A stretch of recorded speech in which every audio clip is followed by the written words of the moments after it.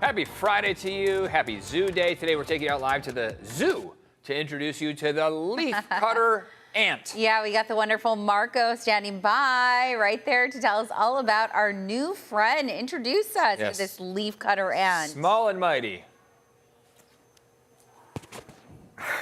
Small yet mighty. What's great, earlier I was filming giraffes, but all creatures great and small. And the ant is a very mighty animal, I must say. And not just any ant. You got to look at what's going on right over here. I want to introduce you both to our wonderful leafcutter ants. What do you think about these amazing animals? Well, they look like they are busy. Yeah. Like they've got like a to-do list that's longer than mine. So is this like the same family as like a red ant? Because the red ants are pretty huge too, right? Are they the red ants? Yeah.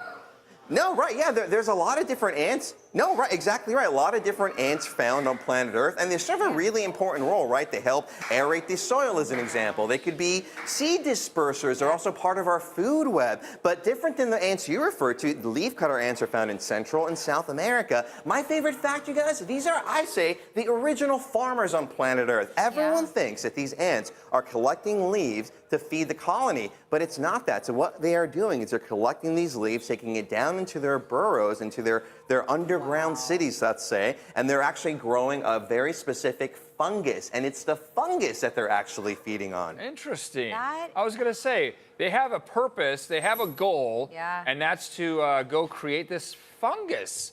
I had no idea. That's fascinating. So where are they taking this down? No, right, and there's so many...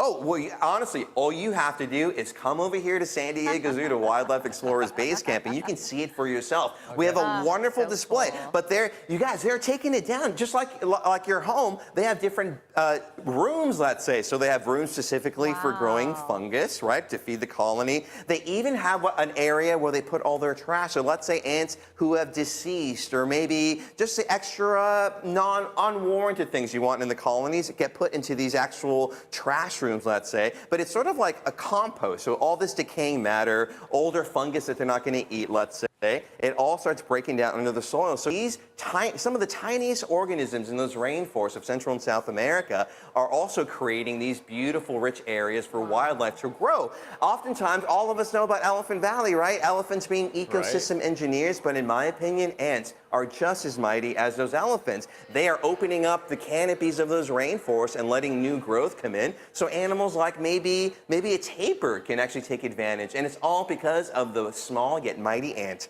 And unbelievable. Yeah, I mean, we talk about elephants one day, and then we're talking about ants the other day. I mean, what a size difference, but equally important to our ecosystem, right? I have to say, too, when I was younger, like, I don't even know how young, I would go down a rabbit hole of just watching videos of ants building their colonies and how incredible it was underground and how large they were. Like, you can go down, again, just a rabbit hole watching videos of that. And I feel like I'm doing that right now.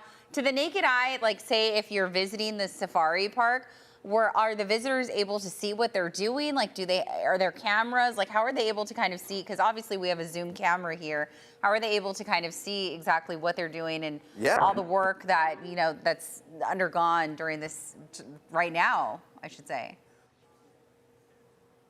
No, exactly. No, and to your point, just to clarify, I am at San Diego Zoo. So sometimes we have specific animals in the zoo or safari park. So for instance, safari park, you can see a cassowary, an amazing bird. But here at the San Diego Zoo, this is what's called, I call it the Children's Zoo, Wildlife Explorers Base Camp. And one of my favorite things are the ants displayed here. So if you come here, you can see what's happening underneath the ground. Not only that, I told you about the bedrooms where they grow their fungus, where they put their decomposed material. There's also very specific roles. For instance, we have the major ants, which are sort of like the soldiers outside protecting the colony. Right now, while we're filming, they're also the ones carrying the leaves are called media ants. They even have a little indentation in their skull to help them carry this really heavy leaf. It's the equivalent of a human carrying over maybe a 6,000-pound car. I know, they're incredibly strong.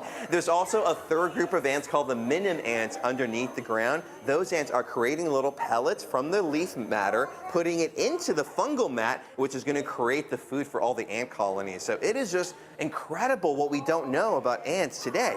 Just how organized they are. Yeah, they have a plan of attack. Why do they leave the flowers alone, and they're specifically know to get the plants?